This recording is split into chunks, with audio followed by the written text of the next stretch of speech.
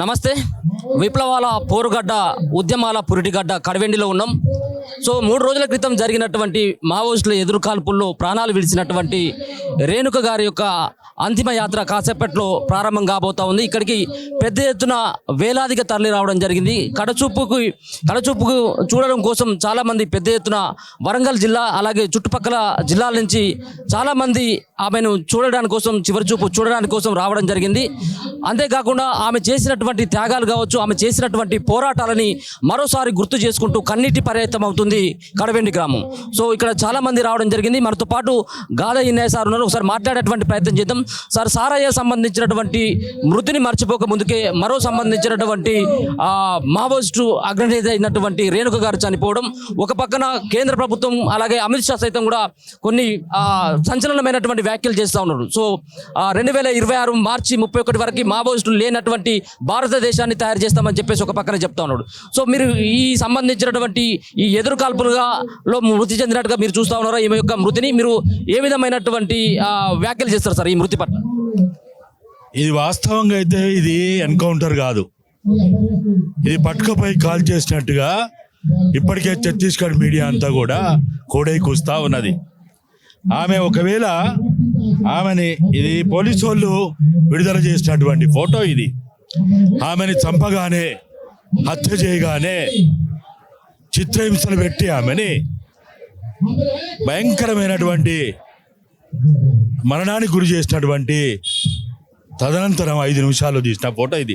మీరు చూడండి, ఆమె నుదుటకి కుంకుమ బొట్టు ఉంటుంది, ఆమె చెవులకి పోగులు ఉన్నాయి. ఎక్కడైనా ఎదురుకాల్పులు జరిగితే మామూలుగా మన కబడ్డీ ఆడితేనే, చెడుగుడు ఆడితేనే, చిన్న కొట్లాట జరిగితేనే మన మొత్తం చెమట పట్టిపోతుంది, శరీరం అంతా దుమ్ము పట్టిపోతుంది.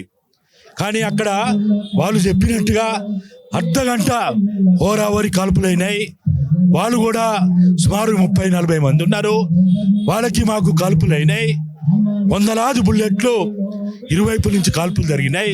ఆ తదనంతరం మేము వెతికితే ఈ రేణుక మాకు అక్కడ దొరికింది అని వాళ్ళు చెప్తా ఉన్నారు కదా.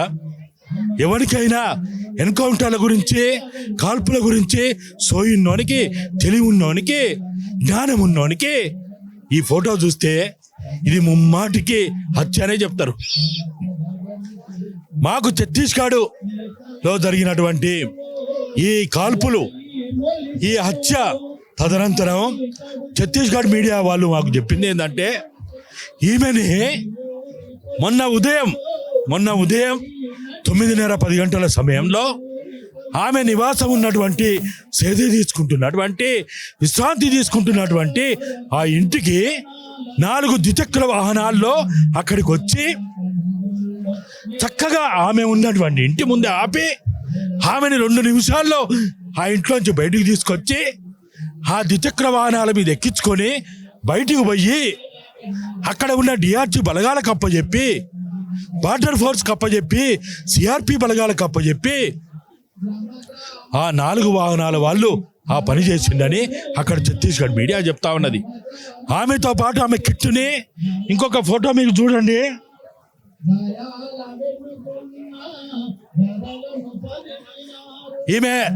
ఈమెను చంపిన తర్వాత, హత్య చేసిన తర్వాత ఆమె పక్క పెట్టినటువంటి ఆ వస్తువులన్నీ, దాంట్లో ఒక ల్యాప్టాప్ ఉన్నది, ఒక కంప్యూటర్ ఉన్నది. అక్కడ మాకు తెలిసినంత ప్రకారం వాళ్ళ బ్రదర్ చెప్పినా, ఆమెతో పనిచేసిన వాళ్ళందరూ చెప్పిన ప్రకారం 35 సంవత్సరాల చరిత్రలో ఆమె ఎప్పుడు కూడా ఆయుధం పట్టలేదు.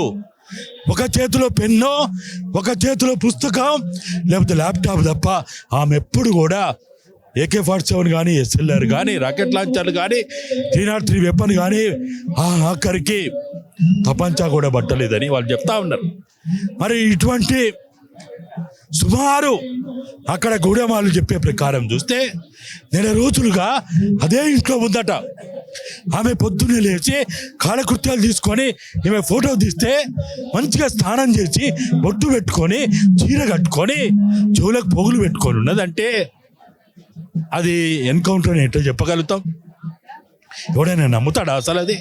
కాబట్టి ఇది ఎన్కౌంటర్ కాదు, ఇది ఖచ్చితంగా పట్టుకపోయి చంపినటువంటి మారణహోమం సృష్టించినటువంటిదే మేము అందరం భావిస్తూ ఉన్నాం.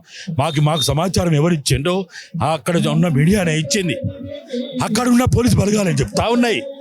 ఆఖరికి నిన్న ఆమె పార్థిక దేవాన్ని ఇస్తున్నప్పుడు వాళ్ళన్న మొరపెట్టుకున్నాడు, ఈమెతో పాటు ఉన్న వస్తువులు నాకు అప్పచెప్పండి, ఆమె పెన్ను, ఆమె పుస్తకాలు, ఆమె ల్యాప్టాప్, ఆమె చీర, ఆమె జాకెట్ ఇవ్వమంటే ఒక్క చీర మాత్రమే వాళ్ళ కుటుంబ సభ్యులకు అప్పచెప్పిందంటే అది కూడా మావోయిస్టులు ధరించే దుస్తులు కాదు, మామూలు కలర్లో ఉన్నటువంటి చీర అది. నిన్న మేము ఇక్కడికి వచ్చినాం, వాళ్ళమ్మ అడుగుతా ఉన్నది, నా బిడ్డ పైన కేసులుంటే, నా బిడ్డ నేరం చేస్తే ఎందుకు అరెస్ట్ చేయలేదు, ఎందుకు పోలీస్ స్టేషన్ తీసుకుపోలేదు, ఎందుకు కోర్టుకు అప్పచెప్పలేదు, ఎందుకు జైల్లో పెట్టలేదని ఆమెను అడుగుతా ఉన్నది. ఓ భారత రాజ్యాంగమా, ఆ తల్లి అడిగే ప్రశ్నకి ఎవరు సమాధానం చెప్పాలి? ఓ అమిత్ షా, మోడీలారా, మీరు భారత రాజ్యాంగం మీద ప్రమాణం చేసింది కదా, భారత రాజ్యాంగం ప్రకారం పాలన చేస్తామన్నారు కదా, మరి ఆ తల్లి అడిగే ఆ ప్రశ్నకి ఎవరు సమాధానం చెప్పాలి? కాబట్టి రాజీవ్ గాంధీని చంపినోని కూడా, ఇందిరాగాంధీ చంపిన వాళ్ళం కూడా, వందలాది మంది చంపిన వాళ్ళం కూడా జైళ్ళలో పెట్టి విచారణ చేసి ఉరిశిక్షలు వేసినటువంటి చరిత్ర మనం చూస్తాం ఇదే భారత రాజ్యాంగంలో, ఇదే భారతదేశంలో. మరి వీళ్ళు అంతకంటే నేరస్తులా? మాకు తెలిసినంత వరకే ఆమె ఎప్పుడు కూడా ఆయుధం పట్టలేదని వాళ్ళు చెప్తా ఉన్నారు. మరి అటువంటి నిరాయుధురాలైనటువంటి ఆమెని ఈ విధంగా చంపితే, నాకు 45 సంవత్సరాల క్రితం ఈ ఊర్లో నేను 10 సార్లు ఇక్కడికి వచ్చిన, ఒకసారి అనారోగ్యంతో వారం రోజులు ఇక్కడ ఉన్నప్పుడు, వాళ్ళ ఇంట్లో ఉన్నప్పుడు, ఆమె అప్పుడు హై స్కూల్ చదువుతా ఉన్నది, ఆమె నాకు భోజనం పెట్టింది, ఛాయ్ ఇచ్చింది, అనారోగ్యంతో ఉంటే మెడిసిన్ ఇచ్చి నన్ను విశ్రాంతి తీసుకోవడానికి సహకరించింది. ఈరోజు అటువంటి బిడ్డ మా కళ్ళ ముందే ఆ విధంగా ఉన్నదంటే మాకు మాటలు వస్తలేవు. ఆమెతో ఉన్నటువంటి మీకు సంబంధం, ఆమె మావోయిస్టులోకి వెళ్ళిన తర్వాత మీకు ఎప్పుడైనా మాట్లాడినటువంటి సందర్భం కానీ, ఎప్పుడైనా మెసేజ్ చేసినటువంటి సందర్భం కానీ ఎప్పుడైనా ఉందా సార్? ఆమె ఎప్పుడూ ప్రత్యక్షంగా అయితే మేము మాట్లాడింది లేదు, చూసింది లేదు. కానీ ఆమె రాసిన రచనలు, ఆమె రాసినటువంటి అనేక రకాలైనటువంటి విషయాలు, ఆమె క్రాంతి పత్రిక కానీ, జల్ జంగల్ సంబంధించినటువంటి పత్రిక కానీ, అనేక రకాలైనటువంటి పత్రికలకి ఆమె ఎడిటర్, ఆమె ఒక రచయిత, ఆమె ఒక జర్నలిస్టు, ఆమె అనేక రచనలు చేసింది ఆమె. కాబట్టి ఆమె రచనలు చదివినాం, ఆమె రాసిన కవితలు చదివినాం, ఆమె రాసినటువంటి ఆదివాసీ ప్రాంతాల మూగ జీవుల చరిత్రని మేము వెలుగులో చూస్తాం. 2004లో అప్పుడు ఆ రోజు అక్కడ ఉన్నటువంటి సల్వజుడు పేరుతోటి భయంకరమైనటువంటి హింస జరుగుతూ ఉంటే ఈమె ఆ విషయాలను వెలుగులో తీసుకొచ్చింది. 2004 మొదలుకుంటే ఒక జర్నలిస్టుగా, ఒక రచయితగా సుదీర్ఘ కాలం ఒరిస్సా, ఛత్తీస్గఢ్, మహారాష్ట్ర, మధ్యప్రదేశ్ దండకారణ్య ప్రాంతం మొత్తం తిరిగి ఆమె రాసిన రచనల ద్వారా మాకు ఎప్పటికప్పుడు ఆ విషయాలు తెలుసుకొని ఆమె జీవితాన్ని మొత్తంగా కూడా మేము ఆ అక్షరాల్లో చూసుకున్నాం, రచనల్లో చూసుకున్నాం. కాబట్టి ఆ విధంగానే ఇప్పుడు ఇక్కడ 1981లో చివరిసారిగా ఆమెను చూస్తే కానీ దాని తర్వాత ఎప్పుడు కూడా నేను ఆమెను చూడలేదు. కానీ ఆమె రచనలు, ఆమె అక్షరమే ఇవాళ భారత పాలక వర్గాలకు ఒక అనుబాంబ అయింది, అటంబాంబ అయింది అనేది మాకందరికీ అర్థమవుతా. ఆమె ఏం చేసింది నేరం? ఆమె అసలు ఆమెని 4 వెహికల్లో 6 ద్విచక్ర వాహనాల్లో పోయింది కదా.